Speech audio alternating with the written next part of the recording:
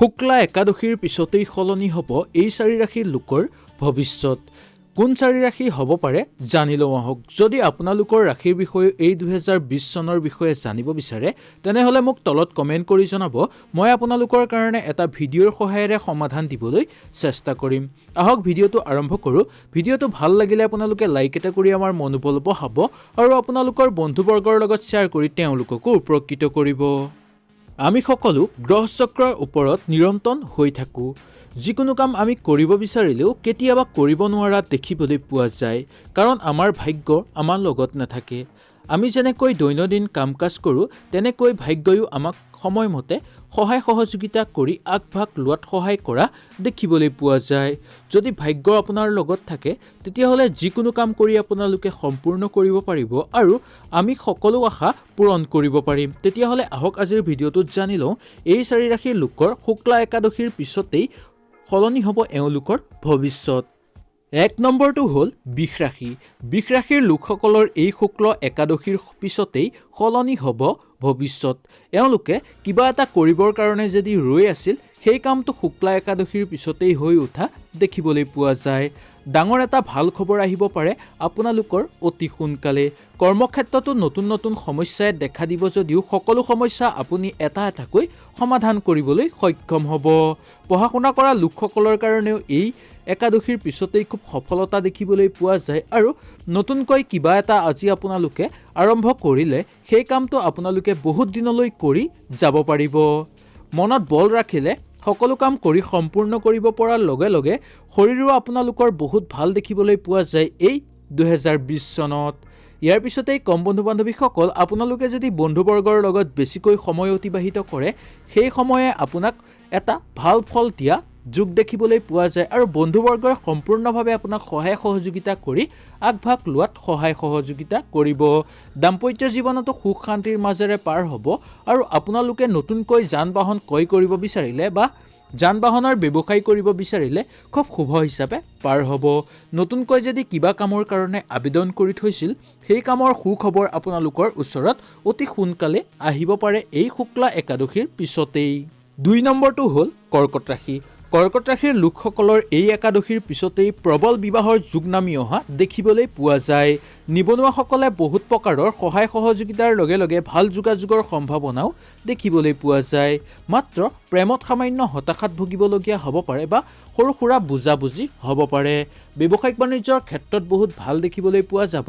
বন্ধুৱে বহুত ডাঙৰ এটা কাম আপোনালোকক কৰি দিব পাৰে।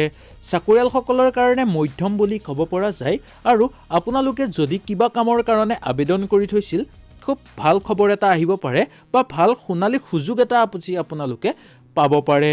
ইয়াৰ পিছতেই কম বন্ধু বান্ধৱীসকল, আপুনি অচিনাকি ব্যক্তিৰ পৰা সহায় সহযোগিতা পোৱাৰো এইবাৰ আশা কৰিব পাৰে। পিতৃ মাতৃৰ স্বাস্থ্যৰ খুব ভালে হৈ থাকিব আৰু মনটো বিশেষকৈ আপোনাৰ বেছি সময় আনন্দিত অনুভৱ কৰা দেখিবলৈ পোৱা যায়। হঠাৎ ক'ৰবাৰ পৰা অৰ্থ লাভৰ পৰা আপোনাৰ ঘৰখনৰ লগে লগে আপোনাৰ মনটো আনন্দিত হৈ থকা দেখিবলৈ পোৱা যাব। ইয়াৰ পিছত আহিছোঁ আমি ধনু ৰাশিলৈ। ধনু ৰাশিৰ লোকসকলে খেল ধেমালি কৰোঁতে এই একাদশীৰ পিছত অলপ সাৱধানতা অৱলম্বন কৰিব লাগিব। ওচৰ চুবুৰীয়াৰ লগত খুব আনন্দময় হ'ব। আপোনালোকে চাকৰি বাকৰিৰ ক্ষেত্ৰত খুব ভাল সুযোগ পোৱাৰ যোগ দেখিবলৈ পোৱা যায় এই একাদশীৰ পিছতেই। বিবাহ প্ৰাৰ্থীৰ কাৰণে বিবাহৰ খুব প্ৰবল যোগ আৰু পুৰণি বন্ধুবৰ্গৰ আপোনালোকৰ ঘৰত আগমন দেখিবলৈ পোৱা যায়। যদি প্ৰাইভেট ছেক্টৰত কাম কৰিব বিচাৰে সেই কামৰ আপোনালোকৰ পদোন্নতিৰ খুব সোনকালে দেখিবলৈ পোৱা যাব। সামান্য গা বিষ বেদনাই আৱৰি ধৰিব পাৰে যদিও সকলো সমস্যা আপোনালোকে ততাতৰীয়াকৈ নিৰন্তন কৰিবলৈ সক্ষম হ'ব। মাটি বাৰী লেনদেনত যদি আপোনালোকে সোমাই পৰে সেই সমস্যা আপোনালোকে অতি সোনকালে নিৰন্তন কৰিব পাৰিব। ৰাজনৈতিক ক্ষেত্ৰত যদি ভৰি দিম বুলি ভাবিছে এই একাদশীৰ পিছতেই আপোনালোকৰ কাৰণে সোণালী সুযোগ এটা আহিব। ইয়াৰ পিছতেই বন্ধু বান্ধৱীসকল কম, ভ্ৰমণৰ ক্ষেত্ৰত এইবাৰ আপোনালোকৰ দূৰ ভ্ৰমণৰ যোগ দেখিবলৈ পোৱা যায় আৰু ভ্ৰমণত সকলো সমস্যাৰ সমাধান হ'ব। লগে লগে কিবা এটা ভ্ৰমণৰ পৰা আপোনালোকৰ লাভ হোৱা দেখিবলৈ পোৱা যাব পাৰে। 4 নম্বৰটো হ'ল কুম্ভ ৰাশি। কুম্ভ ৰাশিৰ লোকসকলৰ এই একাদশীৰ পিছতেই প্ৰবল অৰ্থ লাভৰ যোগ দেখিবলৈ পোৱা যায়। বহুত জেগাৰ পৰা অৰ্থ আহি আপোনাৰ হাতত পৰিব পাৰে।